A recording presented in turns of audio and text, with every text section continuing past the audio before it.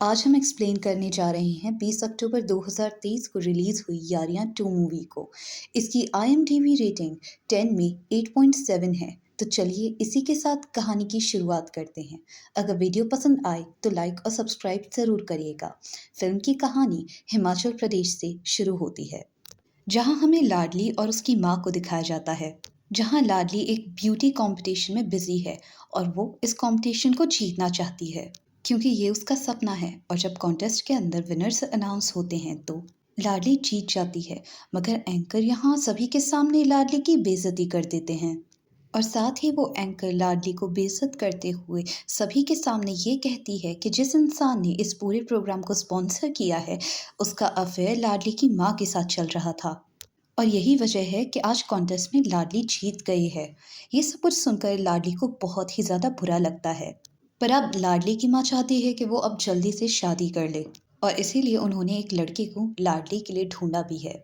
और इसी के साथ दोनों लड़का लड़की की मीटिंग फिक्स हो जाती है, मगर लाडली मीटिंग के दौरान एक अच्छे मूड में नहीं थी, जिस वजह से वो अभय को सब कुछ सच बता देती है। वो अभय को बताती है कि कुछ समय पहले उसे काफ़ी गंभीर बीमारी थी, जिसकी वजह से वो मरते मरते बची है। वो उससे बताती है कि वो उसकी मेडिकल रिपोर्ट्स को भी देख सकता है और वो इस शादी में ज़्यादा इंटरेस्टेड नहीं है। वो तो बस इसलिए यहाँ आई है क्योंकि उसकी माँ ने उसे काफ़ी फोर्स किया था। ये सभी बातें सुनने के बाद अभय को काफ़ी अच्छा लगता है कि लाडली उसके साथ में बेहद ऑनेस्ट थी और उसे इन सभी चीज़ों से कोई भी दिक्कत नहीं थी। इनफैक्ट वो भी अपने सारे सच लाडली के सामने रख देता है कि वो इससे पहले काफ़ी सीरियस रिलेशनशिप में था। तो अब कहीं ना कहीं लाडली और अभय के बीच एक छोटा सा अट्रैक्शन शुरू हो जाता है, क्योंकि दोनों की शुरुआत सच्चाई के साथ हुई थी। दोनों फैमिलीज आखिरकार दोनों की शादी के लिए मान जाती हैं, जिसके बाद शादी की डेट फिक्स हो जाती है। लाडली की शादी की डेट फिक्स होने के बाद वो सबसे पहले अपने कजिन्स को कॉल करती है, जिनका नाम शिखर और बजरंग है। दोनों ही कज़न ब्रदर्स लाडली के दिल के काफ़ी करीब थे, जिसकी वजह से वो ये सभी चीज़ों को सुनने के बाद फ़ौरन लाडली की शादी में उसकी खुशियों में शामिल होने के लिए निकल पड़ते हैं। फाइनली लाडली के दोनों ब्रदर्स शादी में पहुंच जाते हैं। वो लोग वहाँ काफ़ी एंजॉय करते हैं एक दूसरे के साथ। मगर जैसे जैसे शादी नज़दीक आती जा रही थी, वैसे ही लाडली की नर्वसनेस काफ़ी बढ़ गई थी, क्योंकि उसे ऐसा लग रहा था कि उसने शायद इस फैसले को काफ़ी जल्दबाजी में ले लिया है। ऐसे में शिखर लाडली को एक सिगरेट पिलाता है। उसी रात अभय और लाडली की शादी हो जाती है और अगले दिन उनकी विदाई भी हो जाती है, जिसके बाद हमें शिखर की बैक स्टोरी के बारे में बताया जाता है, जो कि एक राइडर है जो कि रेस करता है, मगर हाल ही में उसके ऊपर बैन लग चुका है और अब वो कभी भी रेसिंग नहीं कर सकता है। और इस पूरी दुनिया में शिखर के पास में शिखर के सिर्फ पापा हैं, जिन्होंने उसे घर से बाहर निकाल दिया है, जिसकी वजह से अब शिखर अपने फादर से काफ़ी नफरत करता है। और इस वक्त क्योंकि शिखर के पास में कुछ भी नहीं था, तो वो मुंबई जाने का डिसाइड करता है, क्योंकि उसे अपनी लाइफस्टाइल को मेंटेन करने के लिए एक जॉब चाहिए थी। और कुछ समय से शिखर के पास एक रूर नाम की लड़की का बार बार कॉल भी आ रहा था, लेकिन शिखर इस लड़की को बिल्कुल भी नहीं जानता था। ऐसे में वो लड़की कहती है कि उसके बॉयफ्रेंड का नंबर है, जो कि अब इस दुनिया में नहीं है। तो शिखर उससे कहता है कि सिम क्योंकि काफ़ी समय तक बंद रही होगी, इसलिए अब ये नंबर शिखर को अलॉट कर दिया गया है। इसके बावजूद भी एक रूरू से बार बार कॉल करती रहती है, क्योंकि वो अपने बॉयफ्रेंड को भुला नहीं पा रही थी। और इसके बाद सीन बढ़ता है बजरंग की तरफ, जो कि हिमाचल में एक छोटी मोटी जॉब करता है, मगर इस वक्त उसे मुंबई में एक कॉर्पोरेट सेक्टर में जॉब मिल चुकी है। और ऐसे में बजरंग के घर वाले भी चाहते थे कि वो इस जॉब को करे, क्योंकि उनकी फाइनेंशियल कंडीशंस काफ़ी ख़राब थीं। ऐसे में बजरंग जब ट्रेन में जा रहा होता है, उसकी मुलाकात एक लड़की से होती है, मगर वो लड़की बजरंग को एक पेपर स्प्रे दिखाकर काफ़ी डरा देती है।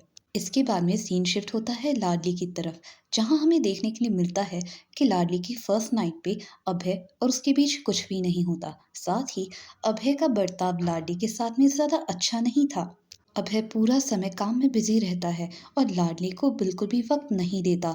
और क्योंकि ये शादी उनके पेरेंट्स की वजह से फोर्सफुली हुई थी, तो शायद इसी वजह से उनकी ये रिलेशनशिप उतनी ज़्यादा अच्छी नहीं है।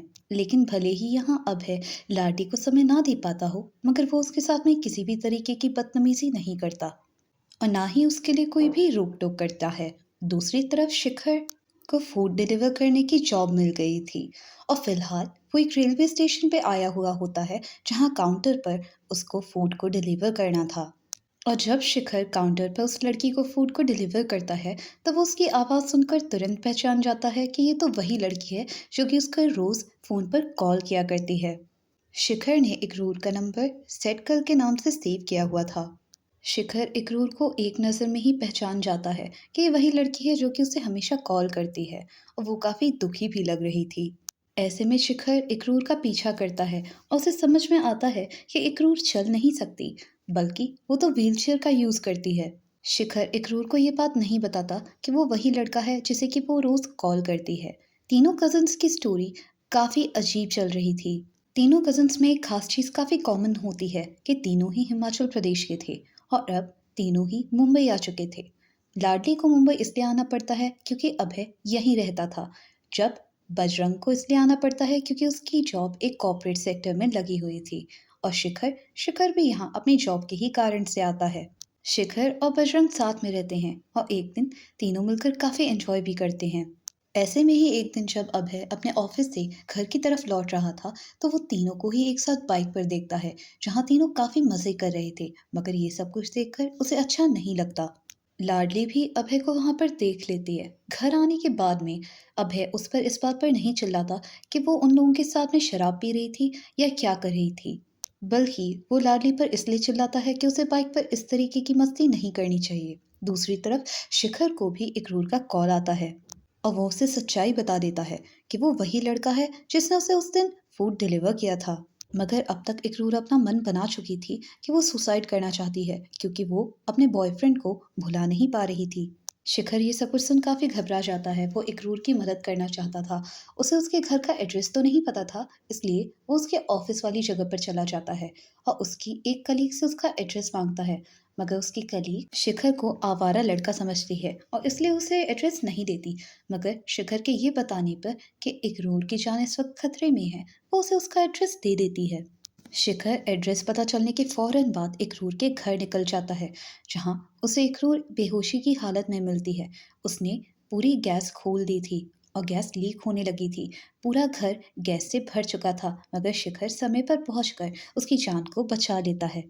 इस वाक्य के बाद दोनों एक दूसरे के साथ में ज़्यादा टाइम स्पेंड करने लगते हैं और शिखर को भी इकरूर का ख्याल रखना अब काफ़ी अच्छा लगता था। दोनों का एक दूसरे के प्रति अब अट्रैक्शन होने लगा था। ऐसे में इकरूर शिखर से कहती है कि वो अपने बॉयफ्रेंड की कब्र पर लास्ट टाइम जाना चाहती है, जिसका नाम जय है। शिखर भी इकरूर को लेकर उसके बॉयफ्रेंड की ग्रेव के पास चला जाता है, जहाँ इकरूर काफ़ी रोती है। ये सब कुछ देखने के बाद शिखर के मन में अब इकरूर के लिए और भी ज़्यादा केयर बढ़ चुकी थी और साथ ही में उसके मन में अब इकरूर के लिए काफ़ी प्यार भी था। शिखर इकरूर को काफ़ी पसंद करने लगा था, बल्कि दोनों ही एक दूसरे को काफ़ी पसंद करने लगे थे। ऐसे में ही एक दिन तीनों कज़न्स एक दूसरे से मिलते हैं, जहाँ बजरंग बताता है कि उसे एक सोरा नाम की लड़की काफ़ी अच्छी लगने लगी है। ऐसे में शिखर बजरंग को कहने लगता है कि उसे रैश डिसीजंस नहीं लेने चाहिए और बहुत समझदारी से काम करना चाहिए क्योंकि वो काफ़ी भोला है। तो ये सब कुछ सुनकर फाइनली बजरंग शिखर को बताता है कि भला वो सोरा से किस तरीके से मिला। सोना उसे एक घर में मिली थी जहाँ पर बहुत ज़्यादा पानी भर चुका था। इसके बाद बजरंग ने उसकी जान बचाई थी, जिसके बाद दोनों का मिलना शुरू हो गया और इसके बाद दोनों के बीच प्यार जाग चुका था। बजरंग अपने दोनों कजिन्स को सोना से मिलवाता है और बातों ही बातों में वो सोना को प्रपोज भी कर देता है। मगर ये सारी चीज़ें उसने अपने कजिन्स को पहले नहीं बताई थी, जिसकी वजह से वो काफ़ी बुरा महसूस करते हैं क्योंकि बजरंग ने ये डिसीजन बहुत ज़्यादा सोच समझ कर नहीं लिया था। जिसके बाद बजरंग और शिखर के बीच में झगड़ा होने लग जाता है और इस सभी झगड़े के बीच में शिखर बजरंग को बहुत बुरा भला सुनाता है और उसके पिता के बारे में भी बहुत खराब चीज़ें कहता है।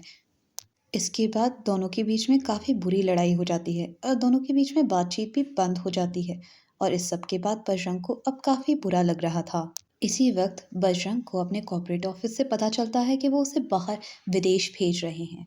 ये पूरी खबर सुनने के बाद में वो थोड़ा घबरा जाता है। वो इस सब की खबर अपने कजिन्स को भी देना चाहता था, मगर वो फाइनली हिम्मत जुटाकर अपने कजिन्स को कॉल करता है। ऐसे में लाडली तो ज़रूर आ जाती है, मगर शिखर शिखर अभी नहीं आया था। मगर कुछ देर बाद शिखर भी वहां पर पहुंच ही जाता है और दोनों लोग बजरंग को एयरपोर्ट पर छोड़ने के लिए जाते हैं। ऐसे में बजरंग शिखर को बताता है कि उसने उसका रेसिंग का बैन हटवा दिया है। एक्चुअली बजरंग के जो बॉस हैं और उनके भाई हैं, दोनों ही रेसिंग फैसिलिटी के प्रेसिडेंट हैं। उन्हीं से फरमाइश करके बजरंग ने शिखर का ये बैन हटवा दिया था। तो आज फाइनली फ्लाइट से बजरंग बाहर जा रहा है और आज उसकी फ्लाइट के अंदर जो अटेंडेंट है वो कोई और नहीं बल्कि सोना ही है। और जब बजरंग बाथरूम की तरफ जाता है तो वो कुछ ऐसा देख लेता है जो कि उसे नहीं देखना चाहिए था। बाथरूम के अंदर सोना किसी लड़के के साथ में इंटीमेट हो रही थी। सोना के साथ किसी और को फिजिकली इंटीमेट होता देख बजरंग को बहुत बुरा लगता है। उसका दिल पूरी तरीके से टूट जाता है और वो पूरी फ्लाइट के दौरान काफी रोता है। कुछ देर बाद सोना भी वहां आ जाती है, मगर बजरंग को इतना बुरी तरीके से रोता देख उसे कुछ भी फील नहीं होता। और यहाँ पर हमें ये पता चलता है कि वो बजरंग के क्लोज इसलिए आई हुई थी जिससे कि वो अपने बॉयफ्रेंड को जला सके। दुखी होने की वजह से बजरंग अब शराब पीना शुरू कर देता है। वो कुछ ही समय बाद अमेरिका से वापस लौट आता है और सबसे पहले लाडली के यहाँ जाता है, जहाँ वो हैंगओवर की हालत में होता है और साथ ही में शिखर के ऊपर उल्टी भी कर देता है। बजरंग के कपड़े भी खराब हो चुके थे, जिस वजह से लाडली उसे अभय के कपड़े दे देती है पहनने के लिए। इसके बाद अगली सुबह अभय अपने काम के लिए ऑफिस निकल जाता है। उसी के साथ बजरंग भी अपने ऑफिस के लिए निकल पड़ता है। मगर ऑफिस जाने से पहले बजरंग अभय की एक चाबी लाडली को दे देता है, जो कि किसी खुफिया दरवाजे की थी। जब लाडली उस दरवाजे को खोलती है तो उसके अंदर उसे अभय की एक्स राजलक्ष्मी की बहुत सारी फोटोज वगैरह दिखाई देती हैं।